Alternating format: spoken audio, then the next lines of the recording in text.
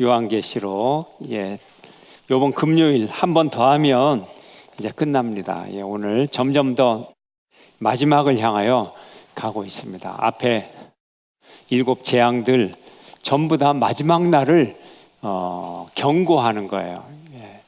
마지막 날을 하나님이 좋아하질 않아요. 좋아하질 않아. 우리가 애니메이션 영화를 보더라도 나쁜 놈들 한 번에 그냥 다 멸망을 시켜버리면 애니메이션 영화가 2시간씩 갈 이유가 없잖아요. 5분이면 끝나버리잖아요. 점점 전투가 격렬해져서, 그러나 맨 마지막에 통쾌한 장면 있잖아요. 통쾌한 장면. 그래서 막상 통쾌한 장면이 딱 나와버리면 다 끝나요. 아무것도 어려운 게 없어요. 이 계시록의 마지막 장면이 그런 거예요. 이제 통쾌한 장면이 곧 나오는데 아직은 아니에요. 아직은 아니에요. 그래서 그러나 이제 마지막 때까지 이렇게 하나님이 이 시간을 끄는 이유는 어때요? 시간을 왜 끌어요? 벌을 더 주려고. 둘째, 시간을 끄면 그 사이에 구원받는 사람이 몇 명이라도 있으니까. 1번, 2번. 몇 명이라도 더 구원하려고 하나님이 하시는 거예요. 자, 그러면 오늘 27과 바벨론의 멸망인데,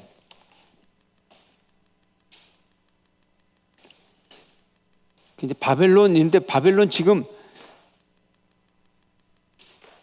몇 년도예요, 지금? 자, 바벨론. 지금 몇 년도라 그랬어요? 요한이요. 요한이 지금 계시록을 쓸 때가 AD? 앞에 또 페이지를 알려드려야지. 18페이지 보면 요한계시록이 몇 년부터? 도미티아누스 황제가 96년까지 살았어요. 지금 요한계시록이 96년부터 쓰여진 거예요. AD 96년. 자, AD 96년 지금 이 지구상의 가장 강한 나라 무슨 나라라고요? 현재 AD 96년에 도미티아누스 황제의 치하, 바로 직후에 지금 이제 그 엄청난 박해를 당하고 있는 시기. 도미티아누스는 어느 나라 황제예요? 바벨론 황제예요? 로마 황제예요? 로마 황제죠, 로마. 바벨론은 몇 년에 망했을까요? 바벨론 BC 몇 년에 망했을까요? 539년. 그러면 지금 이 기록하는 것이 96년이고, 그럼 대충 650년 전에 650년 전에 바벨론이 망했어요. 근데 지금 요한계시록은 어떤 책이에요? 미래에 될 일이잖아요. 그죠? 미래에 되어질 종말의 이야기잖아요. 근데 왜 바벨론이 지금 망하는 것처럼 나와요? 왜 옛날에 망한 바벨론을 얘기하죠? 상징이라는 거죠. 상징. 이렇게. 그럼 바벨론은 뭘 상징하나요? 인간의 나라, 인간의 권력. 또 바벨론은 엄청 잘 살아요. 부귀. 인간의 나라, 권력, 부귀, 이런 걸 말하는 거죠. 그러면 요한 시대에 최고의 나라, 최고의 권력, 최고의 부귀를 가진 나라는 어느 나라예요? 로마예요, 로마. 로마가 곧 멸망할 거다 이 얘기를 하고 싶은데, 로마가 멸망할 거다 그러고 막 글을 써서 이게 혹시라도 퍼져나가면 로마 군인이 이걸 딱 보면 어떻게 될까요? 요거 봐라. 그래서 역대 제국 중에 로마 이전에 가장 강했던 어디요? 바벨론을 얘기하는 거예요. 세계사적으로 보면 로마 이전에 그리스, 알렉산더 대왕, 그때가 제일 강했어요. 그리고 로마가 더 강하고. 그렇지만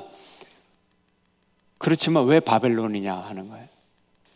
이스라엘 역사 중에 가장 깊이 각인을 한 나라는 어느 나라? 바벨론. 이스라엘의 구약의 역사 가운데서 아주 가장 깊은 각인을 해준 나라, 그 나라가 바벨론이에요. 왜요? 바벨론에 의해서 남쪽 유다, 그나마 남아있던 유다까지 싹 망해버렸으니까 가장 깊이 역사 속에 각인을 남긴 나라 바벨론. 그래서 바벨론을 얘기하는 거예요. 예. 그래서 로마인데 로마가 망하리라 이렇게 얘기하고 싶은데 그 말을 차마 못하고 바벨론이라는 단어로 써가지고 이제 이런 얘기를 하고 있는 거예요. 그래서 27과는 문제 풀 게 없어요. 문제 풀 게 없고 로마의 그 영화가 곧 망한다. 너무 비참하게 망할 것이다. 이제 그 주제를 가지고 이제 읽으면 돼요. 구약에 이사야서를 보면 여러 나라 망하는 걸 나와 있어. 근데 이사야서에 보면 바벨론이 망할 것이다. 그 다음에 또 뭐 모압, 암몬, 뭐 에돔 다 망할 것이라고 예언하는데 그 중에 두로가 망할 것이다. 요 바벨론과 두로 요거를 합해 놓으면 오늘 이 본문하고 그 로마 시대하고 비슷해져요. 바벨론 큰 나라, 강력한 나라, 두로 엄청난 무역을 통해서 아주 부유한 나라. 예, 금덩어리가 집에 들어가면 그냥 금덩어리가 발로 밟히는 나라. 예, 화장실 변기도 금덩어리로 만드는 도시 두로. 뭐 이렇게 생각하면 돼요. 근데 이제 그 이사야서에 나오는 바벨론과 두로의 멸망이 지금 요한계시록의 바벨론의 멸망에 그 이미지적으로 상징적으로 합해져 있다 하는 거예요. 쭉 읽으면 돼요. 그래서 우리가 지구의 종말 뭐 이런 거 나오면은 대부분 어느 도시가 망한 게 나와요? 요즘 영화에는? 예? 영화에 보면 뭐 지구의 종말 막 이런 거 나오잖아요. 그러면 꼭 한 도시가 망해. 이 영화에 등장할 때 어디? 뉴욕이 망해요. 뉴욕이. 그렇게 생각하시면 돼요. 뉴욕, 인간의 부와 사치와 권력의 상징. 그것이 망한다. 그래서 요즘은 뉴욕, 바벨론의 멸망 쭉 읽어 가시면서 이제 그 바벨론이 어떻게 망하는지 한번 보면 돼요. 1절에서 8절까지 저와 여러분 한 절씩 잘 보셔야 돼요. 내용을 그림으로 그려야 돼요. 저와 여러분 한 절씩 교독합니다. 이일 후에 다른 천사가 하늘에서 내려오는 것을 보니 큰 권세를 가졌는데 그의 영광으로 땅이 환하여지더라.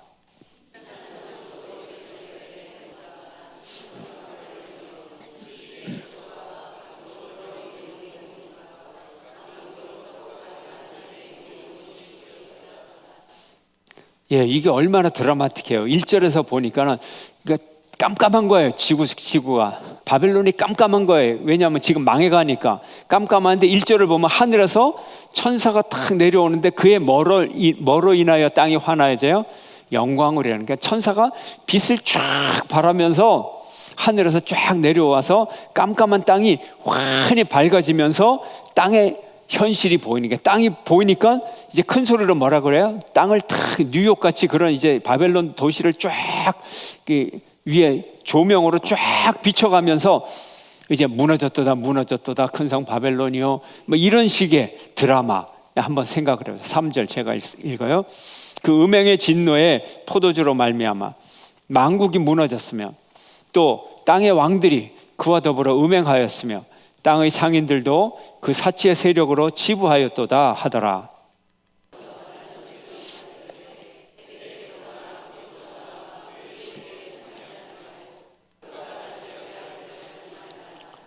그의 죄는 하늘에 사무쳤으며 하나님은 그의 불의한 일을 기억하신지라.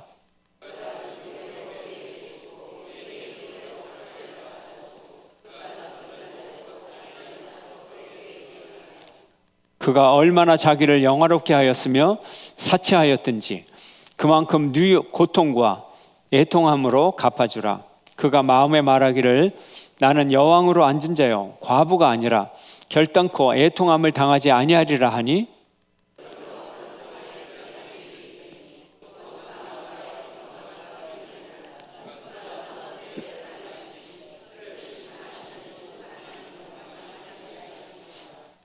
그와 함께 8절까지 이제 천사의 이 음성이에요. 곧 망하리라, 망하리라. 근데 어떻게 망해요? 8절에 보니까 얼마 동안에?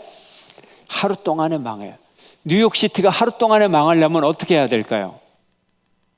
막 폭탄이 터지고 외계인이 쳐들어오고 킹콩이 와서 건물들 다 때려 부수고 불이 나고 그렇게 되겠죠. 하루 만에 바벨론이 망하는 거예요.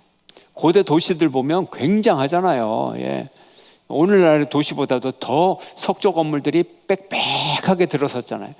이제 그런 도시들이 하루 만에 망하는 거예요. 자, 9절부터 이제 읽습니다. 9절부터 19절까지. 자, 여러분 한 절씩 교독합니다. 이거는 이제 그 막 불타는 연기를 보고 애통해하고, 지금 왜 바벨론 두로를 합하라 그랬죠. 두로는 뭐예요? 무역도시. 그래서 바벨론의 무역을 얘기하는 거예요. 상인들, 선장들.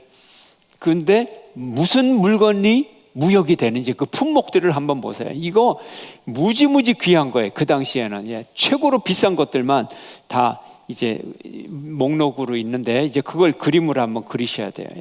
9절부터 19절 교독합니다. 그와 함께 음행하고 사치하던 땅의 왕들이 그가 불타는 연기를 보고 위하여 울고 가슴을 치며,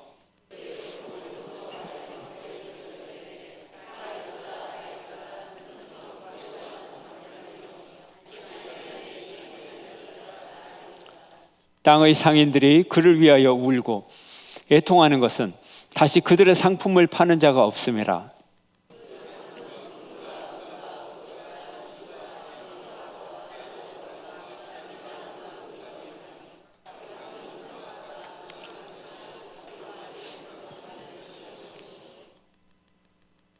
(2년) 전에 서문시장 불났잖아요. 연말에.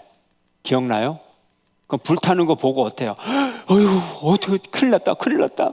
다 동동 구르잖아요. 지금 바벨론의 멸망하는 모습을 보고 지금 그러고 있잖아요. 근데 그 안에 이제 상가에 물건이 타들어오고, 저거 보석상인데, 다이아몬드 20억짜리가 있는데 뭐 이런 식으로 지금 그걸 목록을 읽고 있는 거예요. 13절 제가 읽습니다. 계피와 향료와 향과 향유와 유향과 포도주와 감람유와 고운 밀가루와 미리오, 소와 양과 말과 수레와 종들과 사람의 영혼들이라.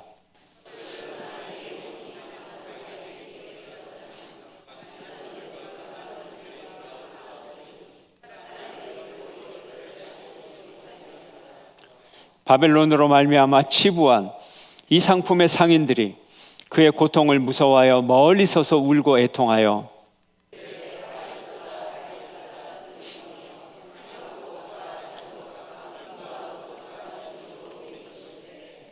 그러한 부가 한 시간에 망하였도다. 모든 선장과 각처를 다니는 성객들과 선원들과 바다에서 일하는 자들이 멀리 서서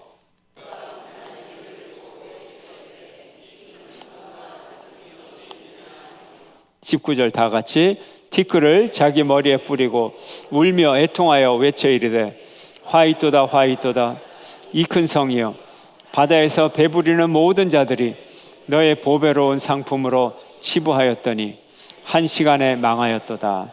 지금 계속 강조하는 건 뭐예요? 얼마 만에 망했다고요? 이 큰 도시가 어떻게 한 시간 만에 망할 수가 있어요? 아우, 저는 얼마 전에 노트르담 그 종탑 딱 타 들어가는데 얼마나 아까운지 진짜. 예. 우리나라 거 아닌데도 예. 남대문 탈 때만큼 가슴이 아프더라고요. 예. 저거 타면 안 되는데 저거 어떻게 저렇게 됐을까? 그것도 가슴 아픈데 뉴욕이 한 시간 만에 뉴욕이 불타버렸다고 해보세요. 우리는 미국 사람 아니지만 얼마나 가슴 아프겠어요. 근데 이 바벨론은 뉴욕 같은 한 도시를 얘기하는 것도 아니고 마치 한 도시처럼 나와 있지만 뭐를 얘기해요? 제국. 그 미국 전체가 한 시간 만에 망해버려서 불 다 나고 막 그냥 미국 전역이 불타버리고 없어지고 그러면 어떨까요? 어이구, 그러면 안 되는데. 근데 미국인의 입장에서 미국 본토에서 한 시간 만에 미국이 이렇게 망해간다고 한번 생각해 보세요. 대한민국이 한 시간 만에 망한다. 이건 재수 없어서 내가 말을 안 하는 거예요.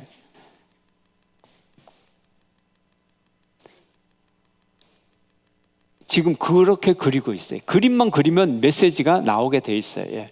인간의 사치, 인간의 권력 1시간이면 끝나. 사실은 1시간도 아니고 1초면 끝나는 거야. 그 말씀을 해주는. 여기 이 대리석, 감남용, 밀가루, 밀, 철과 구리, 철, 대리석 이런 것들이 다 타버리네. 글쎄 자주 옷감, 비단, 붉은 옷감. 이제 그런 그림. 자, 20절부터 24절 함께 교독합니다.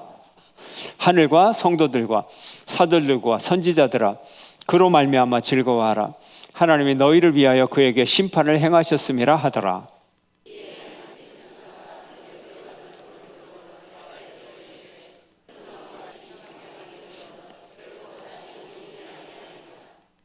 또 검은 것 타는 자와 풍요하는 자와 퉁소 부는 자와 나팔 부는 자들의 소리가 결코 다시 내 안에서 들리지 아니하고 어떠한 세공업자든지 결코 다시 내 안에서 보이지 아니하고 또 맷돌 소리가 결코 다시 내 안에서 들리지 아니하고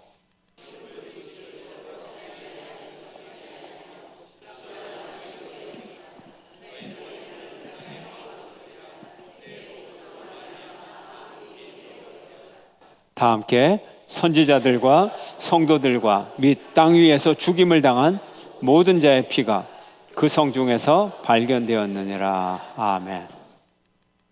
왜 망했다고요? 왜 망했다고요? 24절에 선지자들을 박해하고 죽이고 성도들을 죽이고 성도들을, 하나님을 믿는 선한 자들을 죽인 그 피의 대가를 이렇게 1시간 만에 망하는 걸로 다 당하고 있다는 거예요. 맷돌 소리가 들려요, 안 들려요? 맷돌은 언제 필요하죠?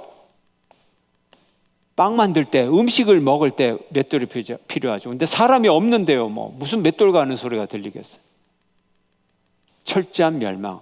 자, 그래서 107페이지를 보세요.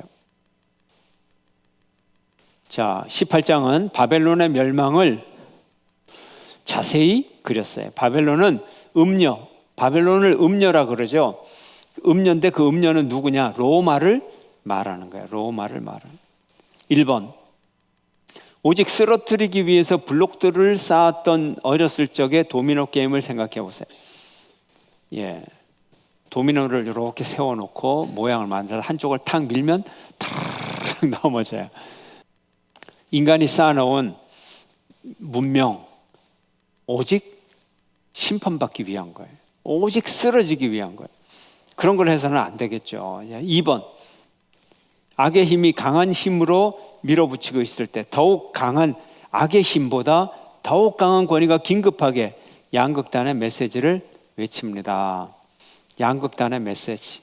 한쪽 끝은 바벨론, 그의 추종자를 잘라버리고 있고 다른 끝은 백성들을 간곡히 타이르고 있습니다.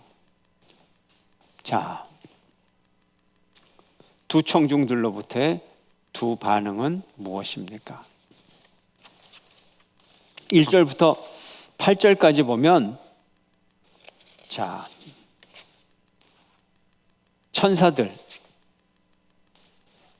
천사들의 경고. 한쪽은 천사, 한쪽은 뭐예요? 땅의 사람들. 누구로 나와 있어요? 왕, 상인, 또 선원, 배로 무역하는 사람들. 이렇게 반응이 갈라지고 있습니다. 자, 바벨론의 위의 하나님의 시각과 바벨론의 자기 이해는 얼마나 다릅니까? 2절에서 6절. 하나님의 시각은 어떻게 돼 있어요? 하나님은 뭘 지금 하고 계세요? 6절 끝에 보니 행위대로 갑절을 갚아주리라. 그래서 이걸 뭐라고 얘기했어요? 하나님의 갑절을 갚는다는 게 뭐야? 징계. 하나님의 입장에서는 합당한 징계예요. 당연한. 왜 합당합니까? 2절부터 죄악을 한번 보세요. 사치하고 치부하고 더럽고 가증하고 예수 믿는 사람들을 죽이고 불의하고 합당한 징계예요. 근데 자기들은 어떻게 생각하죠? 7절에 보니까 이런 고통이 나는 여왕으로 앉은 자요 과부가 아니라 결단코 애통함을 당하지 아니하리라. 그러니까 나는 과부가 아니라 여왕이다. 하나님이 보시기에는 너는 과부다. 재앙이 너에게 임했다. 근데 여왕이다. 뭐예요? 여왕. 자기 이해가 여왕이에요. 여왕은 뭐예요? 부귀죠. 부귀. 부귀 영화가 있어요. 그럼 부귀 영화는 무슨 뜻이에요? 억울함과 고통이 억울하다. 애통함이 없다. 이런 의미를 갖고 있죠. 자, 다음 3번. 세상으로부터의 음성들은 바벨론의 멸망을 어떻게 슬퍼하고 있어요? 9절부터 20절까지 보면 안타깝게 여기죠. 어떻게 하루 만에 망했냐. 그죠? 예, 땅의 왕들의 반응. 9절부터 왕들 일일이 안 적겠어요. 왕들은 울고 가슴을 치고 화이또다. 그 다음에 상인들은요, 또 상인들대로 애통하고 그들의 상품을 사는 자가 없어요. 팔리질 않아요. 이렇게 좋은 상품들을, 엄청난 사치품들을 다 갖고 왔는데 전혀 팔리지 않아요. 왜? 다 망했으니까. 자, 13절 끝에 보면 심지어 뭐까지 팔아요? 사람들의 영혼까지 팔아요. 영혼까지. 세상에. 예? 팔 수 있는지 모르겠어 도대체. 그 다음에 또 누가 있어요? 선장과 선원들. 무역 품목이 또 쫙 나오죠. 각처 선객들. 자, 이렇게 다 슬퍼하고 있어요. 머리에 재를 뿌리고 티끌을 뿌리면서. 그래서 아니나 다를까 문제를 보니까 그들 각각의 애곡함을 현대화해 보세요. 당신 자신의 말로 해보세요. 자, 4번 문제. 소돔과 고모라 구약, 바벨론, 두로 나오죠. 두로의 멸망에 대한 예언들과 비교해 볼 때 어떻게 이 영적인 바벨론의 멸망의 한 역사적인 예가 됩니까?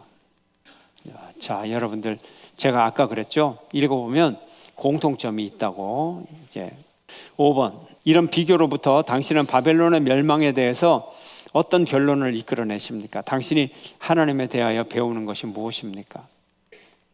땅에 재물을 쌓아놓고 그것으로 인하여 안전하다고 착각하지 말라 하는 거예요. 착각하지 말라. 6번. 당신의 인생을 한 도시로 묘사하려고 한다면 무엇을 말하겠습니까?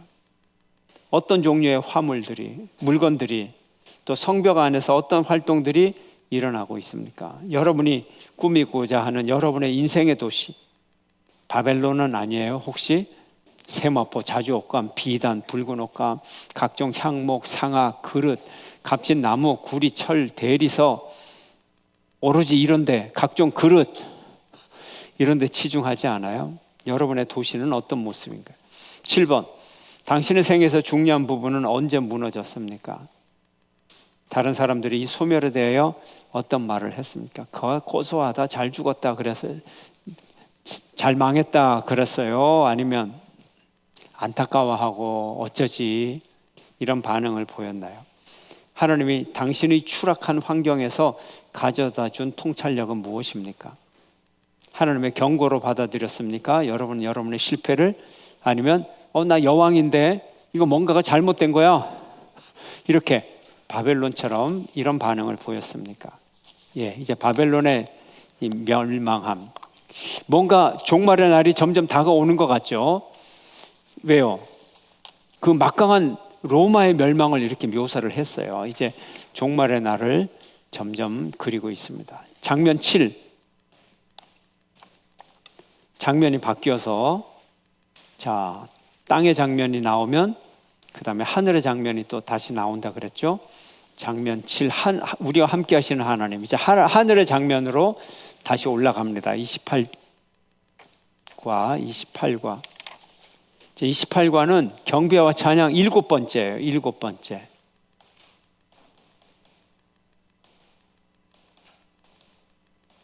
일곱 번째, 경배와 찬양은 항상 공통점이 있어요. 하늘에서 이 보좌 앞에 앉은 모든 사람과 천사와 24장로가 하나님을 찬양합니다. 근데 이 일곱 번째 경배와 찬양, 할렐루야, 28과 이름을 할렐루야라고 지었는데 할렐루야가 4번이나 나와요. 신약에 할렐루야, 이 구약 언어가 등장하는 거는, 히브리어가 등장하는 거는 바로 여기 딱 4번밖에 없어요. 할렐루야. 뭡니까? 할렐루야가 하나님을 찬양하라. 하나님을 찬양하라. 이제 항상 땅에 망하는 장면만 이렇게 보면 사람이 너무 힘들어요. 그래서 땅에 망하는 장면, 바벨론이 망하니까 얼마나 마음이 허전하겠어요. 그렇죠? 허전해요. 그래서 하늘의 장면으로 다시 올라가게 되는 거예요. 19장 1절에서 10절. 하늘의 장면 앞에 나온 이야기들하고 비슷해요. 여러분들이 그림을 꼭 그리셔야 돼요. 읽으면서 함께 저와 여러분 교독합니다. 이 일 후에 내가 들으니 하늘에 허다한 무리에 큰 음성 같은 것이 있어 이르되 할렐루야, 구원과 영광과 능력이 우리 하나님께 있도다.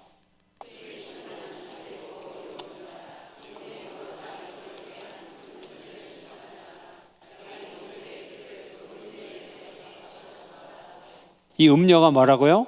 바로 앞에 18장에 나온 누구? 바벨론. 계속 읽습니다. 두 번째로 할렐루야 하니 그 연기가 세세토록 올라가더라.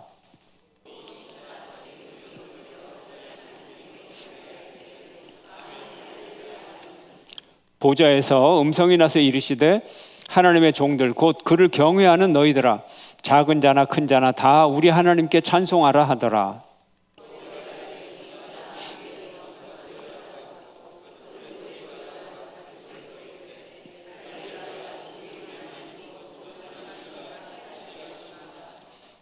이제 6절에 보니까는 항상 음성이 등장하면 어떻게 묘사가 돼요?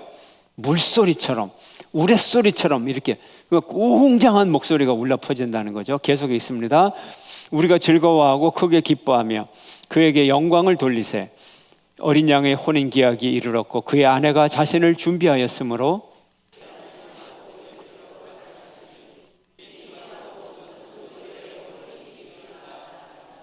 천사가 내게 말하기를 기록하라. 어린 양의 혼인잔치에 청함을 받은 자들은 복이 있도다 하고 또 내게 말하되 이것은 하나님의 참되신 말씀이라 하기로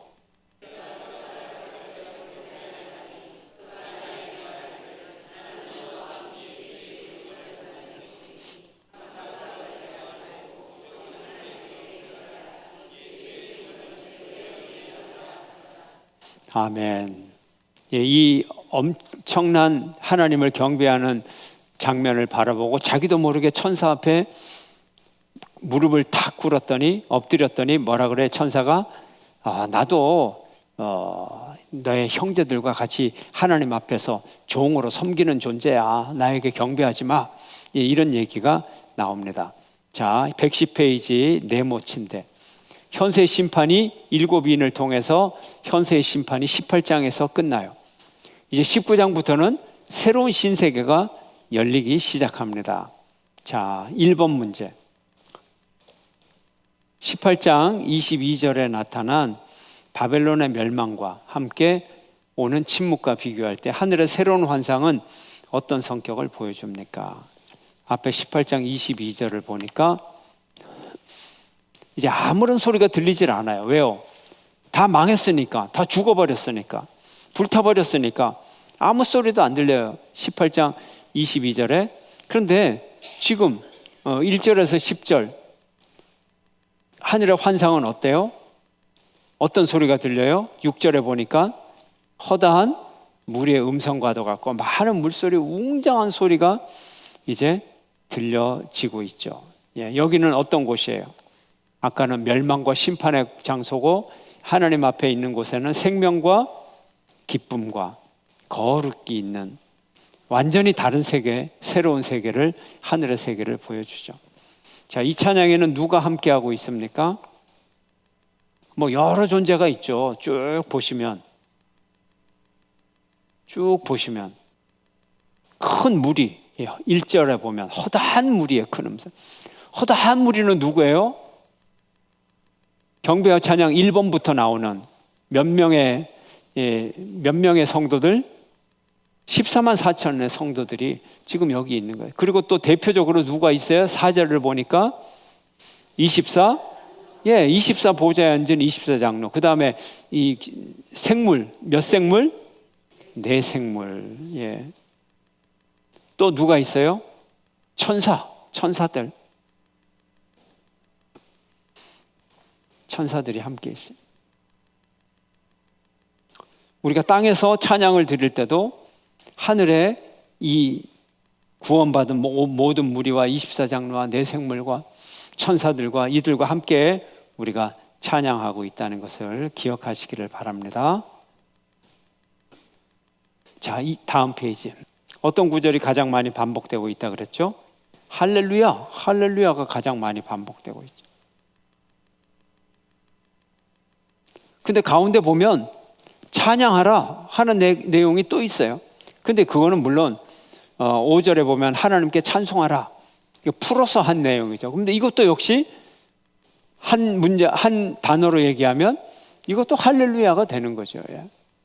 그래서 의미상으로 할렐루야는 5개, 할렐루야란 꼭 그 단어는 4개. 할렐루야가 가장 많이 나오고요. 자, 당신은 하나님의 성품에 대해서 무엇을 배울 수 있습니까? 여기 뭐라고 하나님을 찬양하죠? 1절부터 뭐 다 적을 게 너무 많아요. 하나님은 어떤 하나님? 구원과 영광과 능력의 하나님, 이렇게 표현하면 돼요. 자, 그 다음에 3번. 요한은 어떻게 좋은 소식을 전하는 천사나 메신저를 경배할 유혹을 받았습니까? 어떻게 하죠? 왜 천사 앞에 엎드려서 경배하려고 했죠? 자기도 모르게 너무 황홀해서 실수할 뻔했어요. 판단력을 잃어버렸어요. 세마포 옷을 입는다. 음녀의 복장과 대조가 되고 있어요. 세마포 옷은 무슨 옷이에요? 흰 옷이잖아요. 흰 옷. 정결. 자, 4번입니다. 당신이 하나님께 지극히 감사할 일 4가지만 말해보세요. 이걸 찬양으로 올려드리세요. 찬양으로.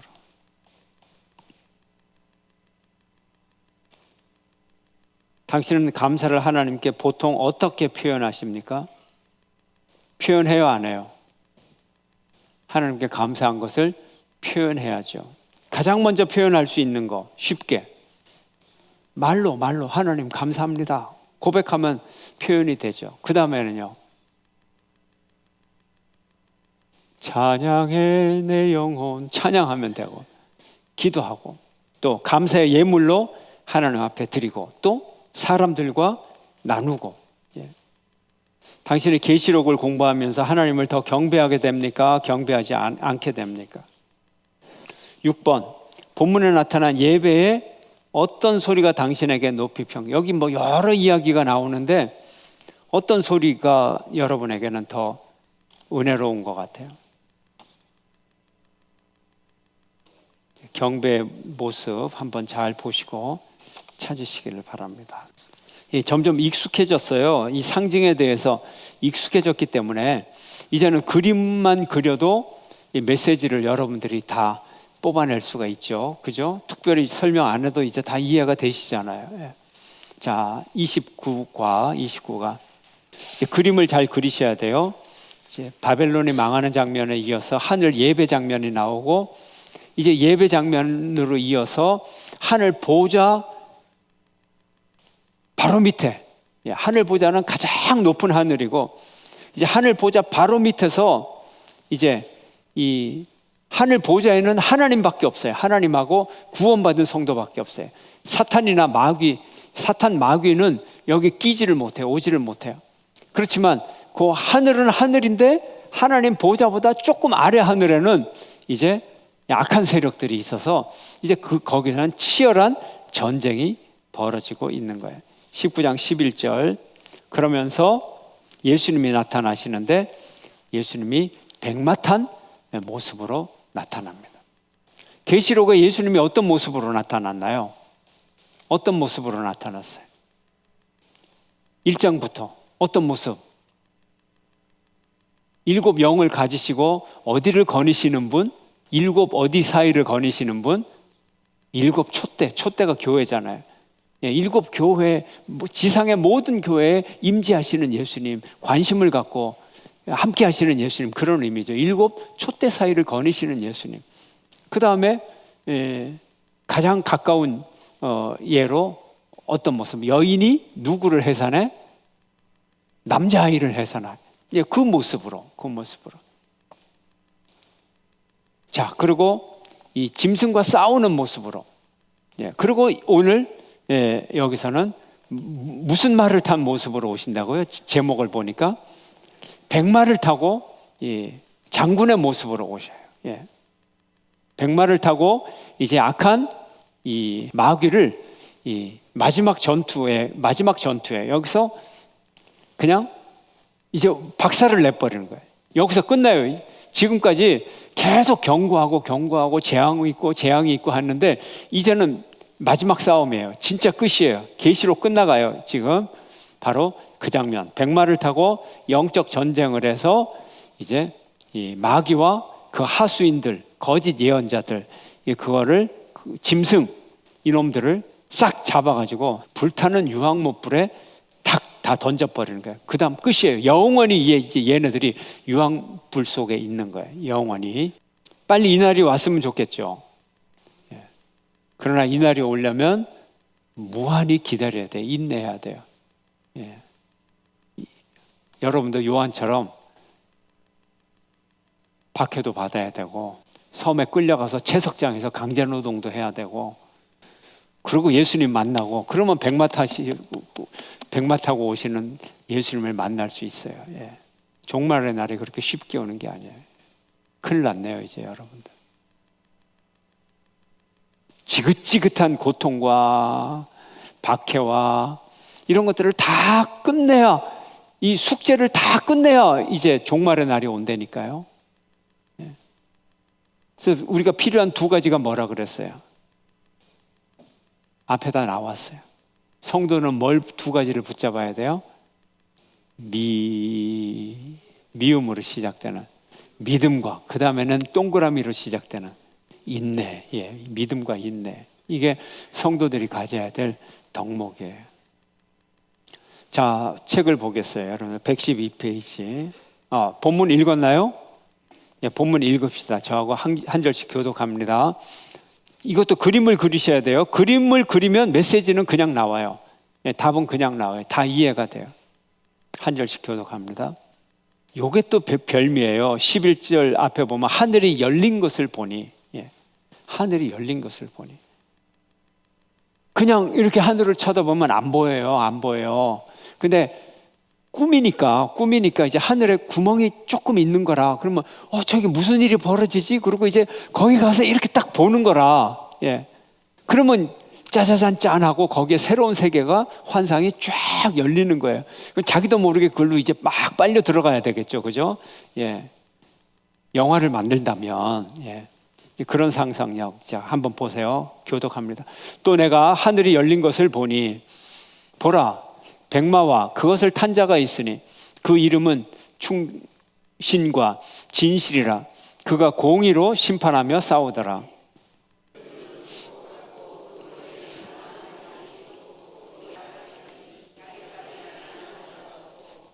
또 그가 피 뿌린 옷을 입었는데 그 이름은 하나님의 말씀이라 칭하더라.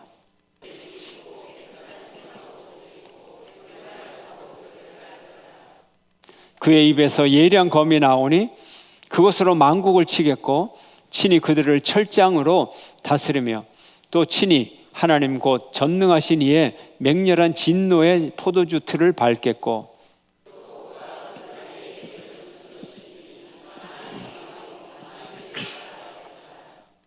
그분이 이런 분이에요. 이런 옷을 입고 백마를 타고 이름이 누구라고요? 만왕의 왕 만주의 주 누구겠어요? 예수님이지.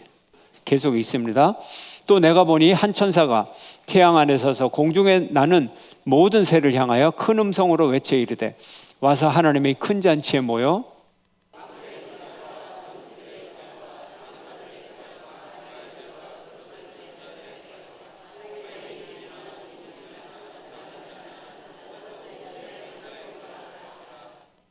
또 내가 봄에 그 짐승과 땅의 임금들과 그들의 군대들이 모여 그 말탄 자와 그의 군대와 더불어 전쟁을 일으키다가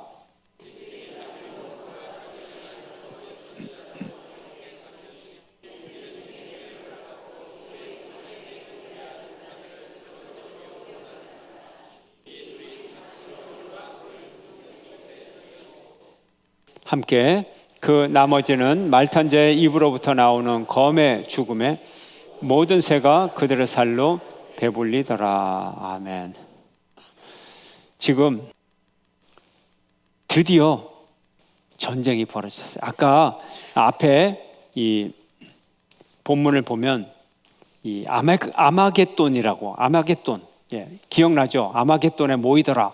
근데 아마겟돈에 전쟁하려고 모였어요. 근데 아직 전쟁은 시작이 안 되고 전쟁하려는 그 막간에 하늘로 올라가서 이제 이 바벨론이 망하는 것도 보고 하늘의 경배의 장면도 보고 그리고 다시 이제 내려오는 거예요. 그러면 아까 이 전쟁하려고 악의 세력들이 총 집합했다 그랬잖아요. 바로 총 집합한 악의 세력과 천사들의 이 선한 세력, 하나님의 세력, 예수님이 총사령관이 된 이 세력들과 진짜 마지막 최후의 결전을 싸우는 거예요. 그런데 최후의 결전은요, 너무너무 시시해요. 최후의 결전은. 왜 시시할까요? 최후의 결전이 오기 전에는 싸움이 무시무시해요. 왜요? 이 세상에서 악의 세력과 선의 세력이 싸우면 항상 선의 세력이 지게 돼 있어요. 그러니까 무시무시한 고통이 오고, 그리고 싸워도 이 지상의 사람들이 싸우면 항상 도찐개찐이에요. 그러니까 치열한 싸움이 될 수밖에 없어요. 근데 지금 최후의 전쟁인데 백마탄 예수님이 딱 나타나니까 그렇게 강하던 짐승, 바다에서 올라온 짐승, 땅에서 올라온 짐승, 이 짐승의 모습이 어땠어요? 무시무시하잖아요. 무시무시하잖아요. 그런데 이런 것들이 그냥 전쟁을 하다가 그냥 그대로 다 잡히는 거예요. 너무너무 예수님의 권세가 크기 때문에 이것들이 덤비지를 못해요. 그래서 이 말씀의 검으로 21절에 한번 보세요. 21절. 입으로부터 나오는 검으로 이 모든 그 악한 것들이 다 죽어요. 자, 15절 앞으로 가서 입에서 뭐 검이 나와요? 예리한 검이 나와요.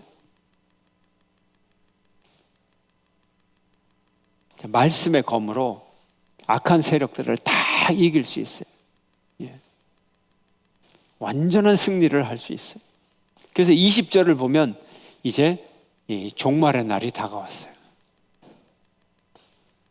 20절 뭐예요? 짐승. 이 짐승이 누구죠? 19절을 보면 짐승과 땅의 임금들, 앞에 아마겟돈에 모인 때 누가 모였어요? 짐승과 땅의 임금들이 총집결한다 그랬잖아요. 자, 그 다음에 전쟁을 일으키다 20절에 짐승이 잡히고, 짐승은 이 마귀 바로 밑에 있는 마귀의 모든 권세를 가진 엄청난 무시무시한 이 권력을 가진 이 짐승이죠. 악의 세력. 그 다음에 이 짐승과 또 오른팔이 돼서 싸우는 거짓 선지자. 근데 이런 것들이 아무리 힘이 세도 꼼짝 못해요. 그래서 20절 끝에 보니까 뭐예요? 이 둘이 어때요? 산채로 어디? 유황불 붙는 못에 던져지고. 이 유황불 못이 그거예요. 최후 심판의 유황불, 바로 그 유황불 못이에요. 그러니까 종말 중에서도 진짜 끝이 이제 온 거예요. 얘네들이 나와가지고 또 전쟁하고 그러지 않아요. 지금까지 얘네들은 여기 있어요. 요한이 환상 봤을 때 들어간 이 짐승과 거짓 선지자가 지금도 여기 있다니까요. 그리고 영원히 나오지 못해. 영원히. 좋겠죠, 여러분. 아멘. 예. 그래서 예수님의 무기 중에 철창도 있고 뭐 여러 무기가 있지만 최고의 무기는 뭐다? 말씀이다. 그러니까 여러분도 말씀을 가지면 마귀를 이길 수 있고 마귀의 하수인을 이길 수 있고, 여러분의 입에서 나오는 그 말씀이 검이에요. 검. 그래서 사도 바울이 무슨 검이라 그랬어요? 말씀의 검이라 그랬어요. 자, 그러면 112페이지 1번. 본문에 나타난 환상에서 그리스도를 따르고 있는 자는 누구입니까? 그리스도를 따르는 사람들이 있어요. 자, 4절에 보면 하늘의 군대들, 예수님을 따라가는 군대들 뭘 입었어요? 깨끗한 세마포 옷을 입고 무슨 말을 타요? 백마를 타고, 백마를 탄 예수님을 따라서 또 백마를 타고 그를 따라요. 자, 누굴까요? 이 사람들은 누굴까요? 백마 탄 자들은 누굴까요? 군대, 그리스도죠. 대장은 그리스도고, 그 다음에 따라가는 자들은 누구예요? 하늘의 군대들. 하늘의 군대인데 이 하늘의 군대가 누구냐? 그 질문이에요, 지금. 하늘의 군대. 하늘 군대는 누구냐? 이렇게 생각하시면 돼요. 경배를 누가 했죠? 하나님께 하늘의 경배와 찬양을 돌릴 때 하늘 보좌 앞에서 경배를 누가 돌렸죠? 일단은 24장로, 그 다음에 누구? 14만 4천 성도들, 그 다음에 또 누구? 내 생물, 또 천사들. 하늘 군대가 그래요. 그래서 여기서 24장로는 좀 빼시고, 그 다음에 내 생물도 빼시고, 24장로 내 생물은 하나님의 보좌 앞에 밀착 경호 하나님을 하고 있고, 그 다음에 이제 천사들, 그 다음에 이 구원 입은 하늘의 백성, 하나님 백성 플러스 천사들이다. 이렇게 이해를 하시면 돼요. 하나님 백성과 천사들이 예수님의 병사가 되어서 싸우는 게, 말씀의 검을 들고 호심경을 붙이고 싸우는 게. 자, 2번. 그가 휘두르고 있는 무기는 무엇이에요? 무기가 여러 가지 나오죠. 15, 16절. 예리한 검, 철장. 자, 그렇게 적으시면 되고,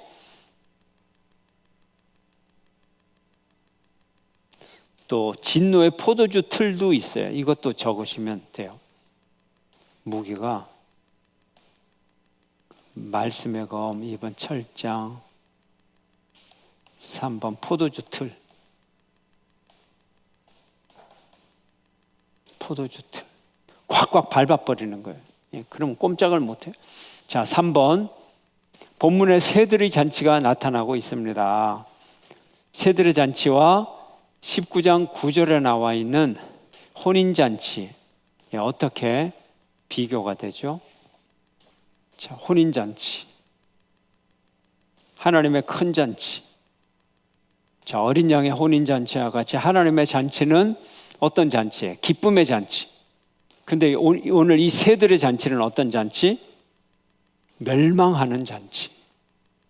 멸망의 심판. 잔치라고 얘기할 수도 없죠. 너무너무 잔인한 모습이죠.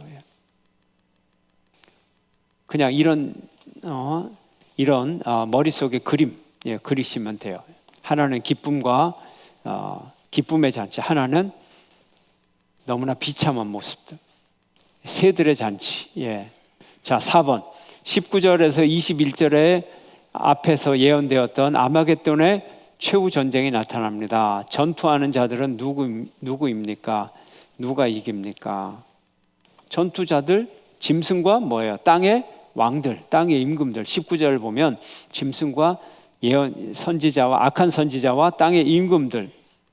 그 다음에 아까 또 앞에서 봤잖아요. 백마 탄 자와 백마를 타고 따르는 하늘의 병사들.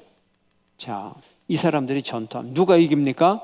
백마 탄 예수님이 이기죠. 그 적의 우두머리에게는 어떤 일이 일어납니까? 그 군대에는 어떤 일이 일어납니까? 20절이죠. 20절. 그 우두머리가 짐승과 선지자가 산채로 유황불 붙는 못에 던져지고. 그럼 이제 짐승과 거짓 선지자가 유황불에 던져졌어요. 이제 남은 게 뭘까요? 남은 거. 뭐가 남았어요?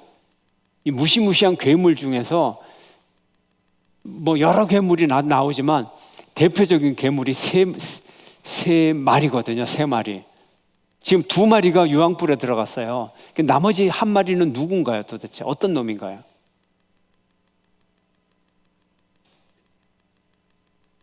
애니메이션을 안 보셨나? 진짜 센 놈이 한 놈 남아 있잖아요. 항상 졸개들을 이기고 진짜 센 놈이 맨 마지막에 나오잖아요. 악한 세력 중에서 진짜 센 놈이 누구예요? 마귀. 용이라고도 하고 마귀라고도 하고 사탄이라고도 하고 옛뱀이라고도 하고 그 놈이 아직 남았어요. 그 놈은 이제 다음 장에서 이제 다음 장에 가는데 어디로 갈까요? 자기 쫄병들이 고통당하고 있는 유황불 속에 마지막으로 그 대장놈도 거기다가 딱 예수님이 집어넣는 거예요. 점점 종말을 향해서 가고 있어요. 자, 아마겟돈에서는 하수인들, 마귀의 하수인들, 강한 놈들이 다 잡혔고 이제 나머지 마귀도 곧 유황불로 들어갈 거다 하는 거예요. 자, 30페이지 30과 여러분이 뭐 충분히 이해가 되기 때문에 이 단어 하나하나 설명할 필요가 없어요. 114페이지 30과. 자, 제목이 뭐예요? 천년과 무슨 심판? 자, 천년과 여기 흰 보좌,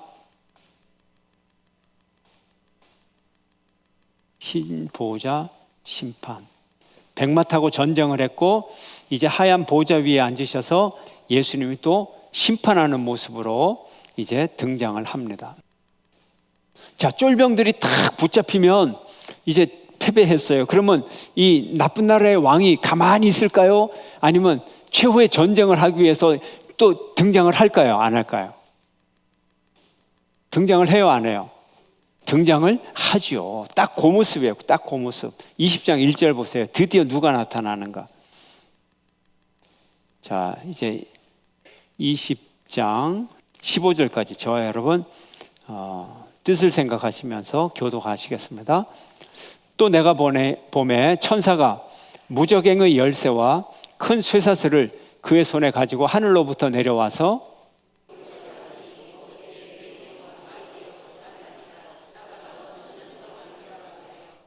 자, 여태까지는 못 잡았어요. 그런데 지금은 잡을 수가 있죠. 왜요? 하수인들이 없잖아요. 하수인들이 없으니까 그냥 용 하나 딸랑 있으니까 아무리 힘이 세도 하늘의 천사가 탁 잡으면 잡아지는 거예요. 꼼 체포가 되는 거예요. 그래서 어디다 집어넣어요? 원래 어디 있었어요, 용이? 무저갱에 있었잖아요. 무저갱에. 원래 거기 있었어요. 앞을 보세요. 무저갱에서 용이 올라왔어요. 잊어버렸어요? 글로 다시 집어넣는 거예요. 3절 읽습니다. 무저갱에 던져 넣어 잠그고 그 위에 임봉하여 천년이 차도록 다시는 만국을 미혹하지 못하게 하였는데 그 후에는 반드시 잠깐 노일이라.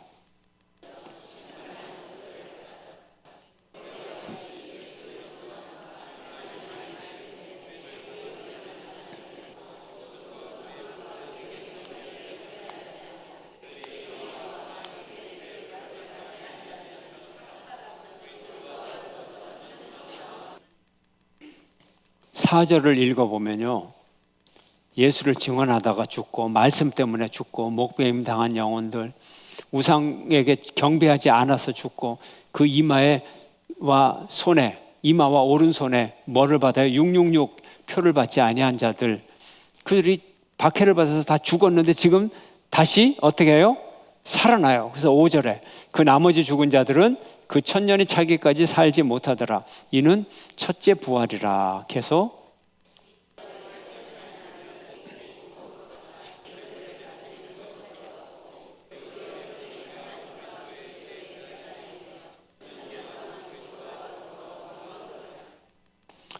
이거 보니까 아까 14만 4천 앞에부터 나오는 하나님을 경배하는 14만 4천이 바로 이런 사람들이구나. 이제 맞죠? 예, 이런 사람들이에요. 그러면 몇 번째 부활한 사람이에요? 첫 번째 부활한 사람들. 그래서 다시 죽지 않아요. 다시 절대 죽지 않고 둘째 사망이 그들을 다스리지를 못해요. 자, 7절부터 계속 천년이 참에 사탄이 그 옥에서 놓여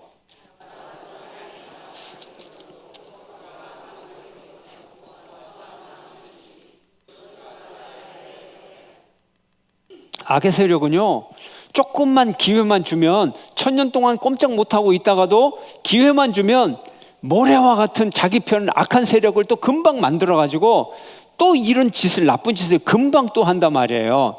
9절 그들이 지면에 널리 퍼져 성도들의 지인과 사랑하시는 성을 두르매 하늘에서 불이 내려와 그들을 태워버리고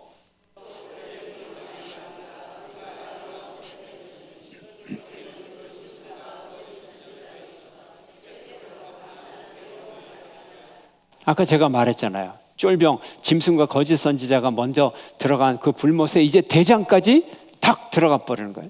일망타진, 이렇게 신문 기사가 나오는 거예요. 또 내가 크고 흰 보좌와 그 위에 앉으신 이를 보니 땅과 하늘이 그 앞에서 피하여 간데 없더라.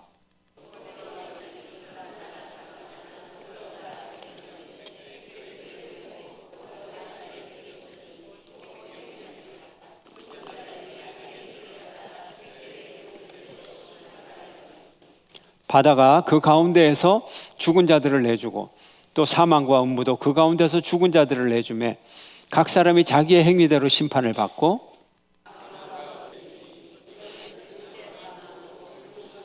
15절 다 함께 누구든지 생명책에 기록되지 못한 자는 불못에 던져지더라. 아멘. 물론 이 계시록에 나와 있는 환상들은 무시간적이에요. 초시간적이에요. 시간대로 그렇게 되는 건 아니에요. 그러나 아무리 무시간적이지만 줄거리가 있어요. 줄거리가. 그 줄거리가 이런 거예요. 자, 백보자 심판에서 이제 심판을 받아서 이제 심판을 받고 자, 20장 1절부터 첫째 부활에 참여한 자들, 둘째 사망이 없어요. 둘째 사망이 없어요. 그래서 근데 첫째 부활을 하는 사람들을 읽어보면 4절을 읽어보면 다 성도들이에요. 성도들. 그래서 첫째 부활은 성도들의 부활이다. 둘째 사망이 없다. 둘째 사망이라는 게 뭐예요? 징벌. 다른 말로 하면 심판의 부활이다. 이렇게도 볼 수 있죠. 그러면 첫째 부활을 한 사람들은 무슨 부활이라고 할 수 있어요? 영생의 부활이다. 요한복음식으로 하면 첫째 부활은 영생의 부활이에요. 둘째 사망이 없으니까. 그런데 이 무리와 다른 무리들이 또 있어요. 부활하는 또 다른 무리들이 있어요. 이 스토리상으로 조금 후에, 스토리상으로 조금 뒤에 나오는 부활하는 사람들 어디 있어요? 딱 보면 나와야 돼요.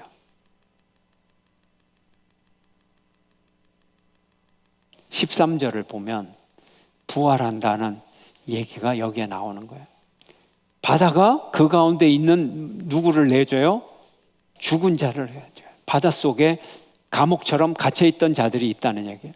그 다음에 사망과 음부가 그 가운데 죽은 자들을 내주매. 음부가 뭐예요? 죽은 사람이 가서 심판 전에 머물러 있는 곳이잖아요. 그죠? 자, 그래서 이 사람들이 계시록에 두 번째 부활이다 뭐 이런 얘기는 없어요. 그렇지만 앞에서 첫째 부활한 것과는 다른 그 이후에 부활하는 무리들. 근데 첫 번째 부활은 생명의 부활인데 둘째 부활하는 사람들 보니까 뭔가 심상찮아. 그죠? 그래서 뭐라고 돼 있어요? 각 사람의 행위대로 뭐를 받고? 심판을 받고. 이 사람들은 아마 이 멸망으로, 이 영벌로 예정된 자들이구나. 그렇게 범주를 이렇게 두 부류로 나눌 수 있구나. 그렇게 우리가 생각을 해볼 수 있는 거예요. 그러면 심판받을 사람들은 무슨 보좌 앞에서 심판을 받아요? 11절에 흰 보좌, 흰 보좌라고도 얘기하고 힐백, 그래서 백보좌 심판이다 이렇게도 얘기해요. 심판을 받을 사람들이에요. 그래서 13절에 보면 행위대로 심판을 받았는다 하는 거예요. 이 무리 속에 들면 안 돼요, 여러분. 아까 14만 4천 그 무리 속에 들어가야 돼요. 첫째 부활의 그 카테고리에 딱 들어가야 된다는 거예요. 근데 여기 보면요, 14절 짧은 문장이지만 엄청난 진리가 들어있어요. 사망과 음부도 불못에 던져지니 이는 둘째 사망 곧 불못이라. 그래서 심판받는 사람들은 불못에 던져져서 영원히 죽지도 못하고 고통을 당하고 있는데, 심지어는 사망이라는 개념조차, 음부 자체, 음부가 뭐예요? 죽은 사람들을 가두어 두는 곳인데 그것조차 불못의 통째로 들어가 버린다는 거예요. 그것조차 심판을 받는다는 거예요. 사망조차 심판을 받는다는 거예요. 그림이 좀 그려지죠. 요한계시록은 나름 줄거리는 있지만 그러나 시간적으로는 초시간적이다 하는 거예요.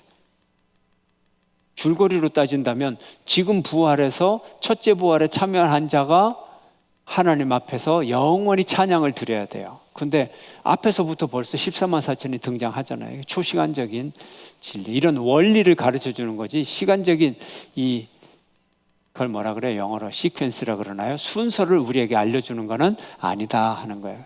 그러나 이야기가 있는 것은 이해하기 쉽게, 줄거리가 있어야 이해를 하니까. 천년왕국, 이제 문제를 보겠어요. 115페이지. 왜 사단이 결박되었죠? 누구에 의해서 결박되었죠? 어떻게 되었죠? 천사에 의해서 결박되었고, 잠시 1000년 동안 감옥에 있다가 잠시 나오게 됐고, 나오자마자 또 나쁜 짓을 해가지고, 우리 나쁜 범죄인들하고 똑같아. 어떤 사람은 뭐 감옥에서 10년 동안 있었는데 나오자마자 12시간 만에 다시 또 감옥에 들어가고, 이 마귀가 하는 짓이 그래요. 그러니까 도저히 안 되겠다 해가지고 어디에요? 하나님이 그를 불과 유황못에 던져버렸어요. 영원히 이제 나오지를 못해요. 자, 2번 천년왕국설에 대한 견해는 쭉 있는데 볼 거 없어요. 천년왕국, 이거는 요한계시록에는 천년왕국이 있다, 이런 식으로 왕국에다가 관점을 둔 적이 한 번도 없어요. 성도들이 1000년 동안, 1000년은 무슨 뜻이에요? 10의 3승, 아주 10도 완전수잖아요. 3, 7, 10 완전수인데 3승이니까 어떤 아주 오랜 시간 동안 그리스도께서 다스리면 아주 오랜 시간 우리가 평화의 세계를 가질 수가 있어요. 그러나 이 아주 오랜 시간 동안 평화의 세계를 갖고 있지만, 그러나 마귀를 완전히 멸하지 않고서는 그 평화의 세계는 절대 오래가지 못한다. 영원히 지속할 수는 없다. 그러나 이제 마귀를 이 유황불 속에 집어넣고 나면 이제는 영원한 하나님의 이 통치의 나라가 지속이 될 수 있다, 이런 얘기예요. 그래서 천년 왕국이 있다 없다, 언제 천년 왕국이 있느냐, 그런 게 아니라 천년을 오랜 시간이다, 이렇게만 보면 되는 거예요. 3번 116페이지. 첫째 부활이 뭐죠? 앞에 설명이 다 돼 있어요. 첫째 부활 4절에서 6절. 어떤 자들의 부활을 얘기한다고요? 순교한 자들, 목매어 죽임을 당한 자들, 또 살아서 고난을 받으며 충성한 자들, 이마와 손에 짐승의 표를 받지 않은 자들, 성도들의 승리. 그 다음에 다음 문제, 둘째 사망은 무엇입니까?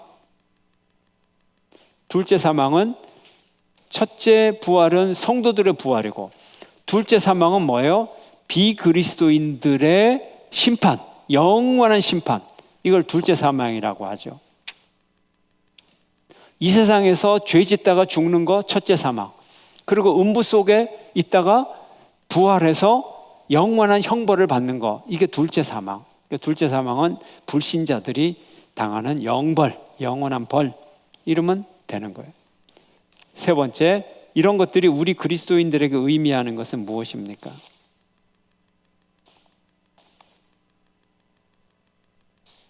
여러분들에게 의미하는 건 뭐예요? 고통을, 예수의 이름으로 고통을 당할 만한 가치가 있다 없다? 있다. 가치가 있다. 우리에게는 둘째 사망이 있다 없다?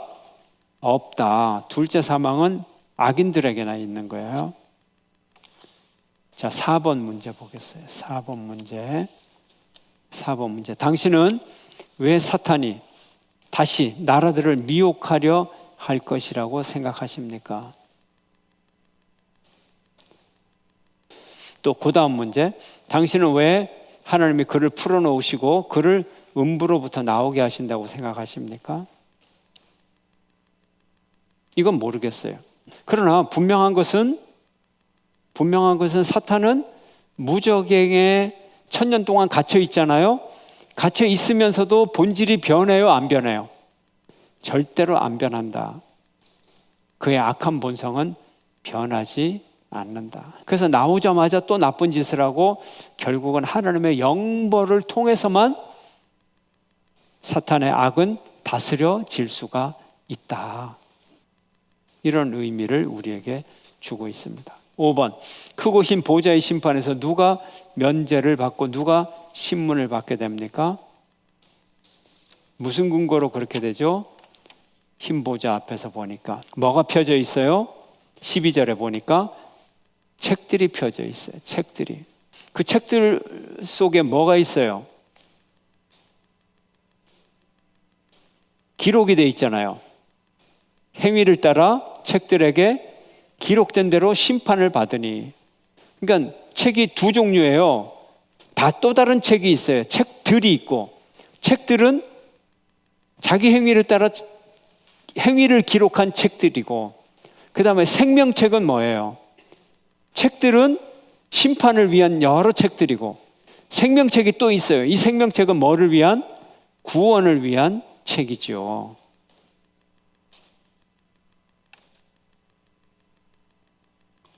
누가 면제를 받고 누가 신문을 받게 됩니까? 무슨 근거로 그렇게 되죠?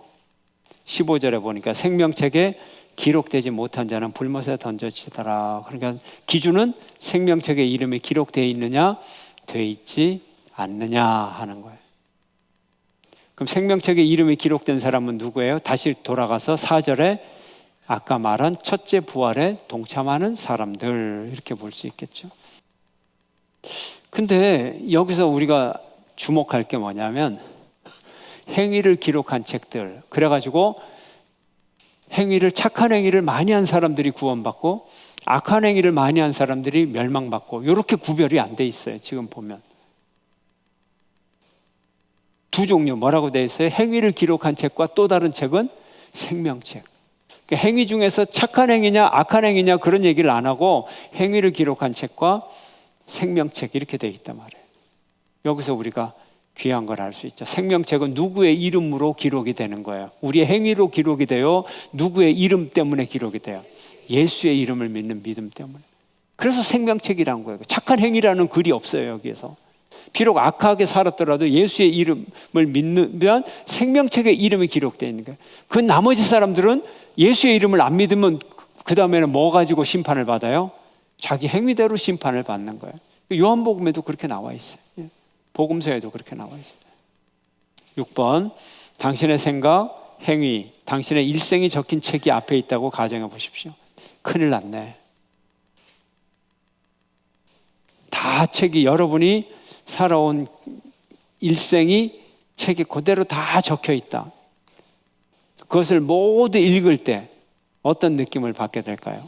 만약 그리스도께서 당신을 대신해서 하신 일로 그 행위들을 대치시켜 준다면 그때 당신은 무엇을 느끼겠습니까? 예수님의 보혈로, 예수님의 보혈의 잉크로 여러분이 죄 지은 문장이 탁 나올 때마다 예수님의 보혈의 잉크로 싹 지우고 예수님의 은혜로 새롭게 위에 다시 써져. 여러분의 모든 죄마다 다 예수님이 그렇게 해줘요. 그럼 여러분은 어떨까요? 하나님 앞에 설 수가 있겠죠.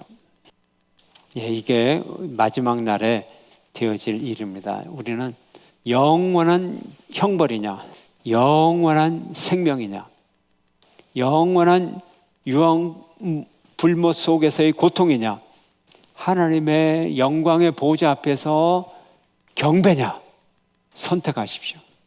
선택하세요. 왔다 갔다 하지 마시고, 왔다 갔다 하지 마시고 선택을 하십시오.